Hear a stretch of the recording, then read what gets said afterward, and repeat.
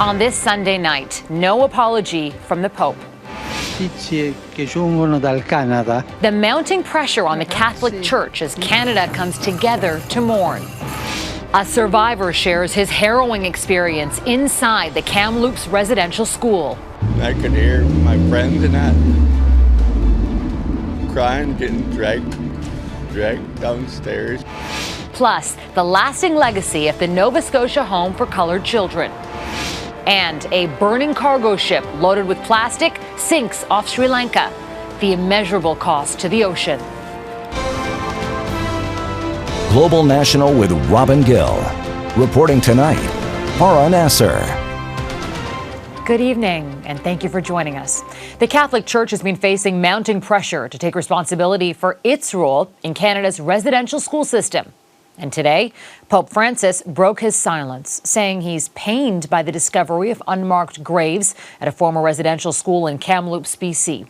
He offered prayers and sympathy, but no formal apology, something many Indigenous Canadians and even the Prime Minister have been calling for. David Akin has our top story tonight. As a Catholic, on Friday, Canada's Catholic Prime Minister had a message for his church. It's going to be a really important moment for all of us, particularly Catholics across the country, to reach out in our local parishes, to reach out to bishops and cardinals, and make it clear that we expect the church to take up and step up and take responsibility for its role in this. On Sunday at the Vatican, Pope Francis responded. Della Kamloops Indian Residential School, nella provincia della Columbia Britannica. Francis said he was pained to learn of the Kamloops discovery and urged Canadian political and Catholic leaders to, quote, cooperate with determination. But he did not offer an apology on behalf of the church or indicate one was being considered. And he was silent on demands in Canada for the release of documents about residential school children the church is believed to be holding.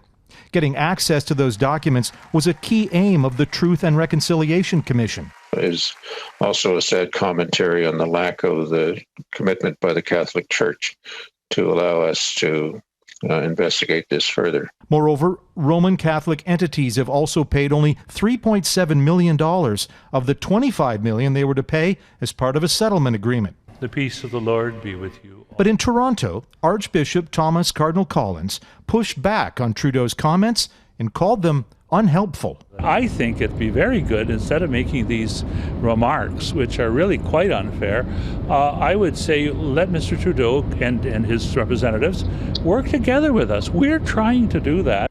Collins also said any Catholic entities withholding documents should promptly release them. And at a special mass for those who died and were abused at residential schools, Collins did read an excerpt from a 1991 apology offered by the Oblates, the Catholic order that operated the Kamloops Residential School. We wish to apologize in a very particular way for the instances of physical and sexual abuse that occurred in those schools. Still, many Canadian politicians and Indigenous leaders are calling for more from the Catholic Church and are expected to press the Church in the days ahead. David Akin, Global News, Ottawa.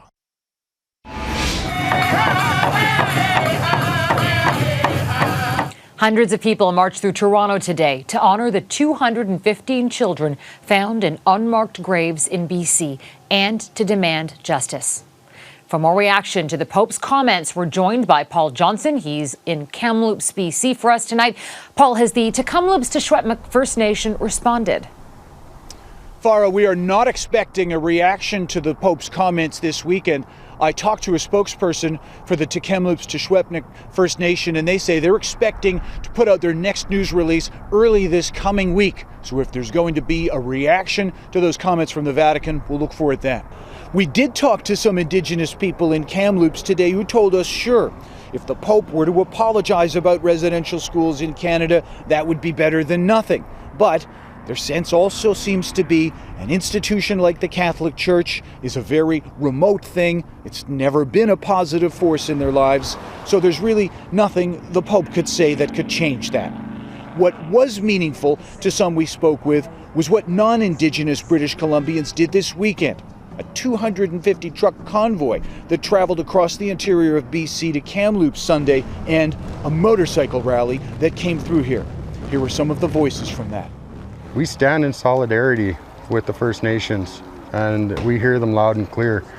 Now it's time for Canada to hear them loud and clear. And I think it's really important that the Canadian First Nations across Canada understand that we stand here in solidarity and we support you.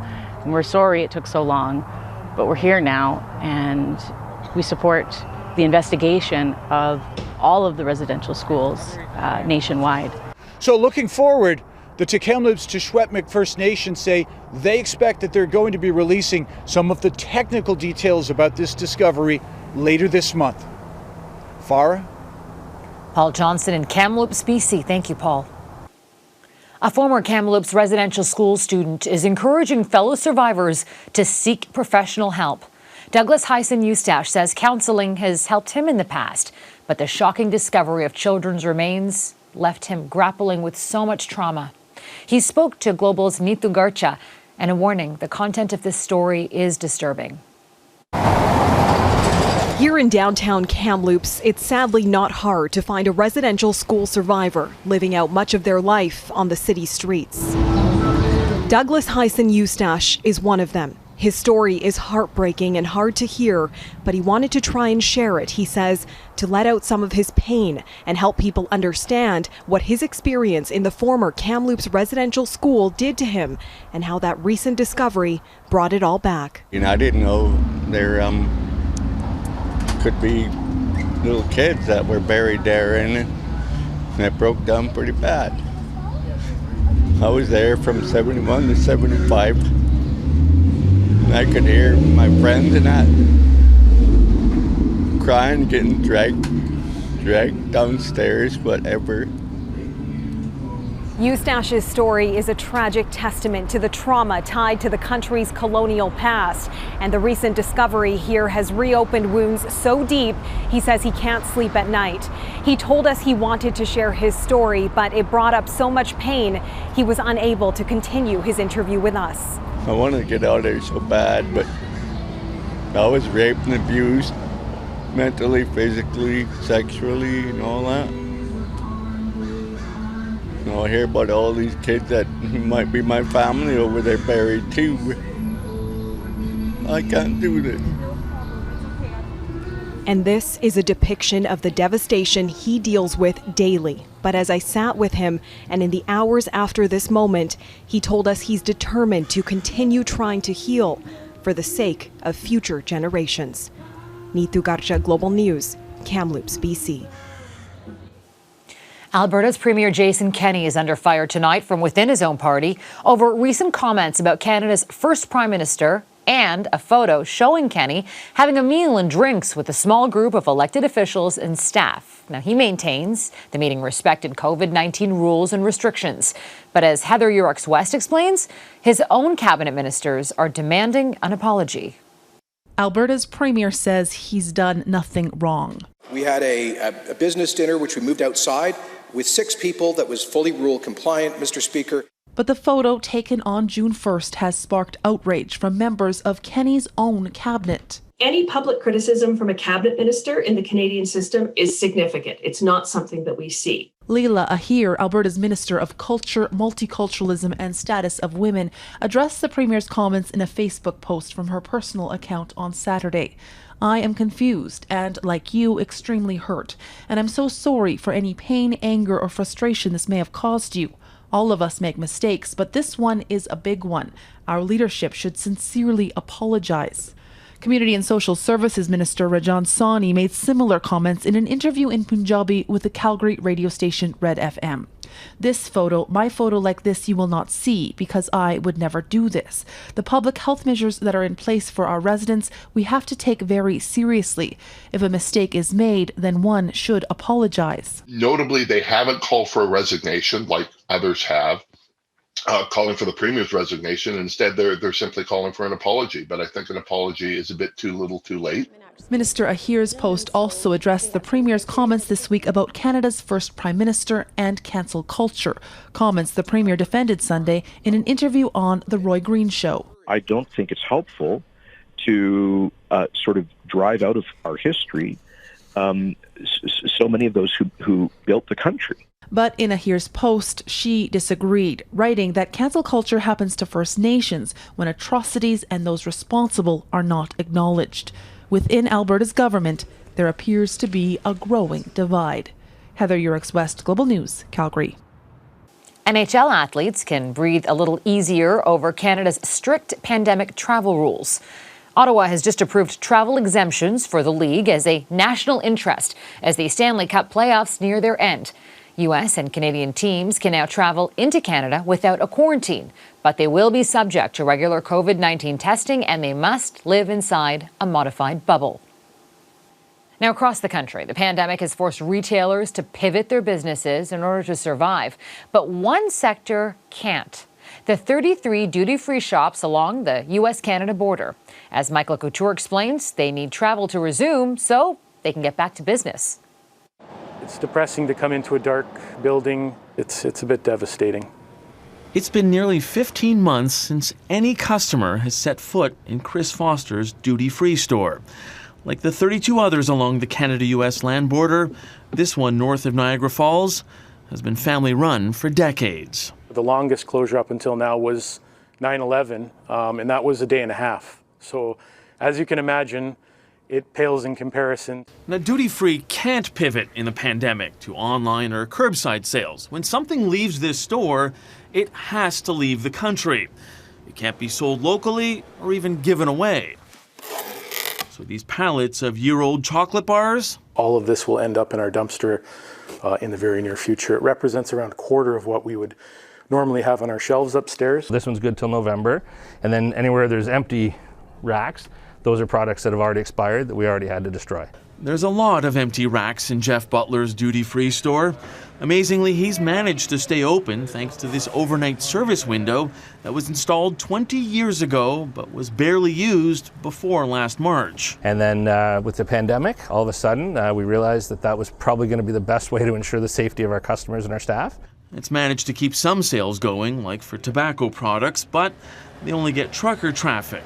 And right now, that's just a trickle. We're down over 92% in total sales. Our leading category normally would be liquor and beverage alcohol sales. They're down over 98%. Now, the association representing Canadian duty-free stores wants the borders reopened. But in the meantime, they need an extension on emergency benefit programs until tourism returns to normal. We're the hardest hit of the hardest hit. We need those programs till we get back on our feet. We need them into 2022. Federal officials say the new Canada Recovery Hiring Program could provide additional subsidies for those suffering businesses. As for the border reopening, the government says it continues to consult health experts about easing travel restrictions. Michael Couture, Global News, Ottawa. Coming up, Donald Trump reemerges. The former president takes the stage again, still spouting falsehoods.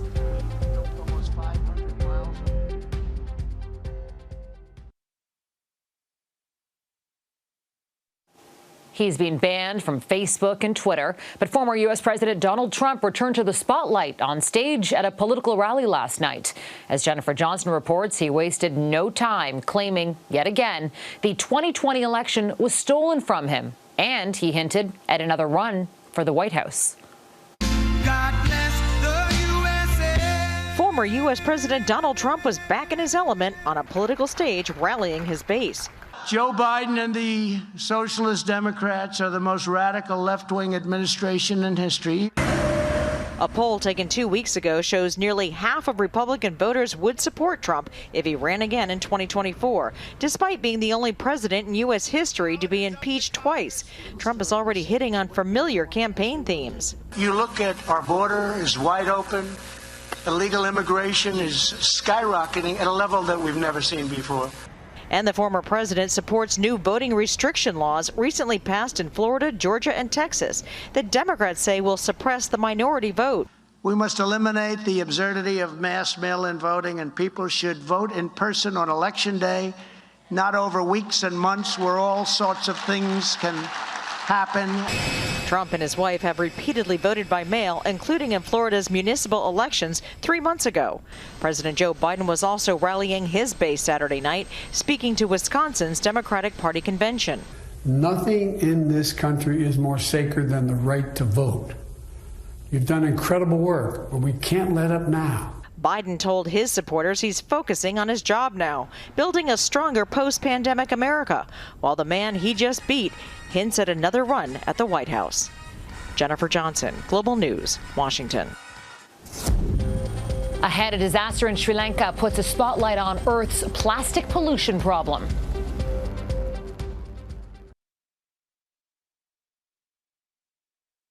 There's an environmental disaster happening off the coast of Sri Lanka after a container ship sank close to its capital, Colombo, spilling fuel and billions of tiny plastic pellets used to make shopping bags into the ocean. As Redmond Shannon reports, it's another wake-up call to reduce our plastic output. The cleanup task is immense.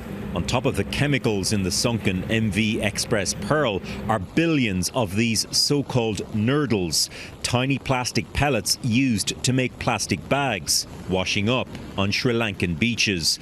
Oceanography experts say it's a brutal combination. From a man-made disaster, this is the worst to hit Sri Lanka. The government has banned fishing for an 80-kilometre stretch of coast. Our modelling says that these pellets will, in about 40 to 50 days, will probably end up in Indonesia. Ingested by sea life, these pellets will eventually find their way into the food chain, just as used plastics do. A 2019 government study says Canadians go through more than 3 million tonnes of plastic a year. Less than a tenth is recycled. Most goes to landfill. But tens of thousands of tonnes end up as litter on land and in the sea. Worldwide, it's thought at least 5 million tonnes ends up in the sea each year. If we don't do anything to curb the flow of plastic, both our consumption and the flow of it into the oceans, the situation is going to get much worse, with plastic waste and plastic pollution quadrupling by the year 2040. The Canadian government wants to ban 6 single-use plastic items by the end of this year. Some are already banned in certain provinces, and campaigners say more measures are needed. So instead of looking for another single-use material, the government should be looking for ways to incentivize the transition away from single-use entirely and towards reuse and refill systems. As governments move forward, pandemic PPE seems to have pushed us 2 steps back. The amount of plastics that are generated worldwide since the outbreak began is estimated at 1.6 million tons daily. COVID-19 has seen packaging, gloves and polymer surgical masks pile up across the world. These plastics, once they are disposed of or discarded into the environment, they do not degrade, they do not biodegrade. The effects of the pandemic on society could last for decades. The effects on our oceans could last centuries. Redmond Shannon, Global News, London. Global National will be back in just a moment, but before the break, a special announcement. Prince Harry and Meghan announced today they have welcomed their second child, their new daughter, Lilibet Diana, or Lily for short. She was born this past Friday. She's named after Queen Elizabeth's family nickname and, of course, Harry's late mother, Princess Diana. We'll return shortly.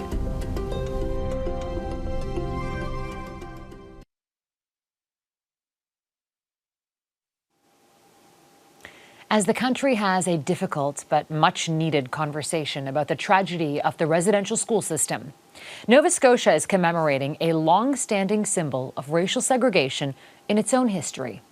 The former home for colored children opened in the Halifax area 100 years ago today.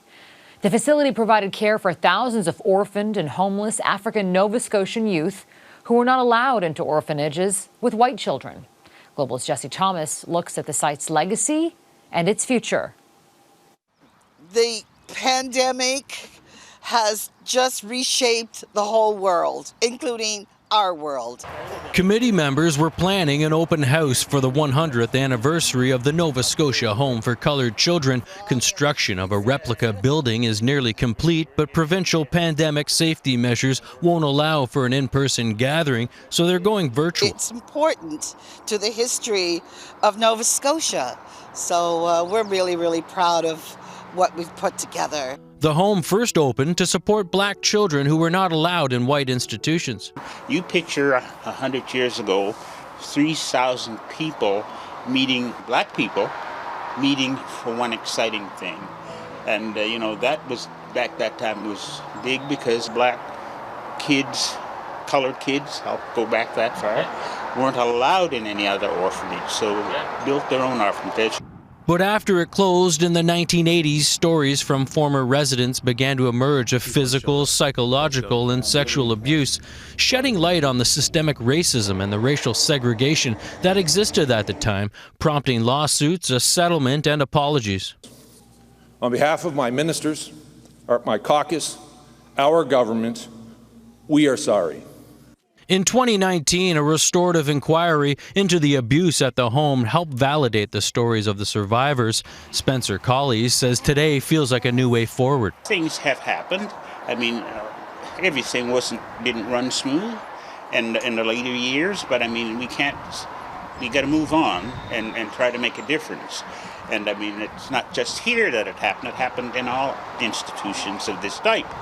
Akuma Family Center now operates the home. It says it wants to develop the land to create an Afrocentric community for multi-generations to come together to support one another and thrive. We're moving in the right direction, and I know that there's so much opportunity yet to be realized. Jesse Thomas, Global News, Dartmouth, Nova Scotia. And that is Global National for this Sunday night. I'm Farah Nasser.